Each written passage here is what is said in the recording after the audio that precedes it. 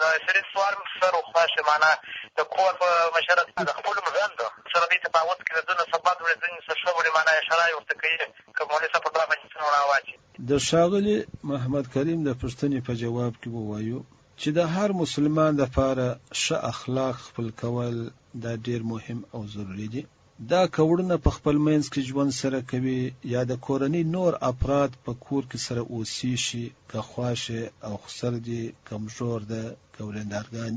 که نور خوندې، هر څوک چې په دا کور کې سره اوسېږي، بلکې مسلمان باید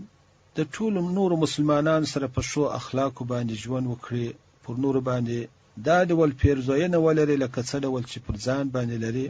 ښه اخلاق نه یوازې دا چې بل چا ته فایده رسېږي، بلکې تر هر چا وده لري ذاته فایده رسېږي او په ښو اخلاقو باندې سړی ډېر لوړ مقام ته رسېږي. امام ابو داود رحمت الله علیه د عایشه رضی الله عنها روایت را نقل کړی دی، وایي رسول الله صلی الله علیه وسلم وفرمایل ان المؤمن لا يدرك بحسن خلقه درجه الصائم القائم، وای مسلمان په ښو اخلاقو باندې د داسې چا درجه لاسته راوړي چې هغه د ورځې روژې نیسي او د شپې لمونځونه کوي. نو ښه اخلاق داسې غوره صفت دی چې څوک یې په ځان کې ولري، نو پر دغو ښو اخلاقو باندې الله جل وعلا شانه دلته دونې ثواب ورکوي لکه د یو چا چې د ورځې روژه وي او د شپې لمونځونه کوي. په کور کې چې کوم کسان سره اوسېږي دوی باید په ښو اخلاقو ژوند سره وکړي، یو د بل متقابل احترام سره وساتي. دا ډول نسی چې یو د بل لپاره عذاب جوړی شي، یو د بل لپاره مصیبت جوړی شي، بلکې په ښو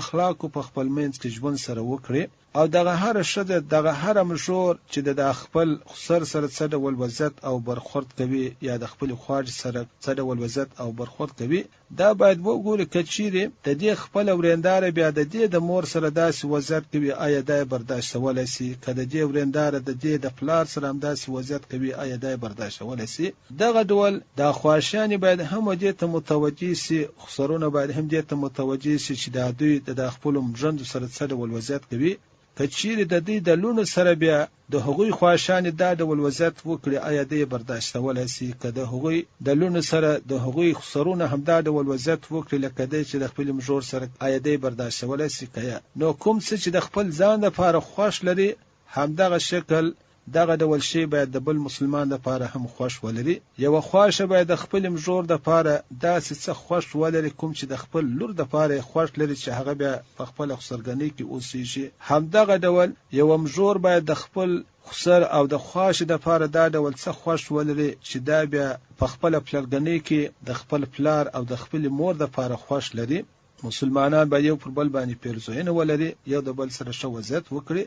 امام بخاری رحمت الله علیه د انس رضی الله عنه روایت را نقل کړی دی، وای نبی علیه الصلاة والسلام وفرمایل لا یؤمن احدکم حتی یحب لاخیه ما یحب لنفسه، وای پتاس کو یو لا هم کامل مؤمن تر هغه مهاله جوړیدل نه سي ترڅو چې د خپل مسلمان ورو د پاره هغه څه خوښ ونه لري کوم څه چې د خپل ځان د پاره خوښ لري. نو دا مسلمانان چې په خپل منځ کې ګډ ژوند سره کوي، دا که په سفر کې دي سره ځای کیږي، که په کاروبار کې دي سره ځای کیږي، او که په یو کور کې ګډ سره اوسېږي ژوند کوي، کورنۍ ژوند وي، نو هلته باید یو پر بل باندې پیرزوینه سره ولري، یو د بل د حقوقو احترام سره وساتي. کشران باید د مشرانو خدمت وکړي، مشران باید د کشرانو پر سر باندې د شفقت لاس چیر کړي. تعلیم الاسلام